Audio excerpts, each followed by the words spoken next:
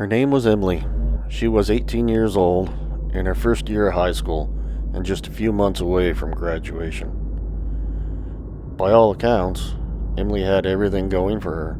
She had supportive parents, a close circle of friends, and plans to study nursing after she finished school. She wasn't a troublemaker, didn't go looking for drama. She was just a normal teenage girl living in a quiet suburb where the biggest news was usually a new store opening in the mall. But in her senior year, that all changed. For almost 2 years, Emily had been dating a guy named Derek. At first, Derek seemed like the perfect boyfriend. He was confident, funny, and had that kind of bad boy reputation that the girls noticed. He'd pick her up after school, bring her flowers, even defended her if anyone said anything negative. But as the months went by, Emily, she began to see another side of him. Derek was jealous. He was possessive. He wanted to know where she was every second of the day. If she didn't answer his texts, he'd spam her phone until she broke down and replied. If she hung out with her girlfriends, he demanded proof of where she was. Slowly, Emily began to feel like she wasn't dating Derek, that she was trapped by him. By the start of her senior year, she had had enough. She ended the relationship. Derek didn't take it very well. He begged, promised, said he would change, even broke down crying in front of her. But Emily, she didn't budge. For the first time in years, she felt free. 2 months later, Emily started dating someone new. A guy named Ryan. Ryan was a classmate.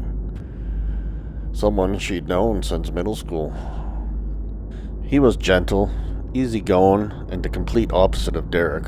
With Ryan, Emily laughed again. She hung out with her friends without feeling guilty.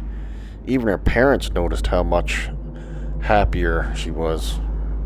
Derek noticed too, and that was the beginning of the nightmare. At first, Derek's presence was more unsettling than dangerous. He seemed to be everywhere Emily went. When she left school, she'd see him leaning against his car in the distance, staring. When she grabbed coffee with friends, Derek was there, sitting in a booth by himself. Even at Sarah's house, her best friend, Derek would knock on the door, demanding to know if Emily was inside. The phone calls, they came next. Emily would be laying in bed after midnight when her phone buzzed. Unknown number. Sometimes she'd hear nothing but heavy breathing. Other times, her name whispered slowly. Before the line went dead, she started keeping her phone on the silent. But Derek found other ways to get to her, texting her girlfriends, begging them to convince Emily to take him back, threatening them if they didn't help him. At first, Emily tried to laugh it off, but it didn't matter. It never made a difference. She told Ryan, but Ryan saw the way Derek stared at them in the hallways, his fist clenched, jaw tight. Ryan knew what Derek was capable of as well. Then, the violence began. One evening, Ryan was leaving his part-time shift at a gas station. As he walked to his car, 2 men in masks appeared from behind the dumpster. They beat him up, brutally kicking and punching him, leaving him in a bloodied mess on the ground. Ryan survived, but barely. Later he told Emily he knew one of them was Derek. The way he walked, the way he moved, he was sure it was him. But without proof, there was nothing the police would do. Soon after, Emily's car was vandalized. Deep scratches ran along the doors, and the word slut was carved into the hood with a knife. A week later, her parents' home was hit. Eggs thrown all over it, spray paint across their garage door. "You're mine," it said. Emily's world collapsed. She couldn't walk to school without looking over her shoulder. She couldn't drive at night without checking in the rearview mirror. Her friends were scared too. One afternoon, Josh, one of her closest guy friends, refused to pass along a note Derek had written for Emily, Days later, Josh, he was jumped while walking home. He ended up in the hospital. Broken nose, fractured ribs. By this point, Emily was living in constant fear. Her parents begged her to go to the police again, but without solid evidence, she knew they wouldn't do anything.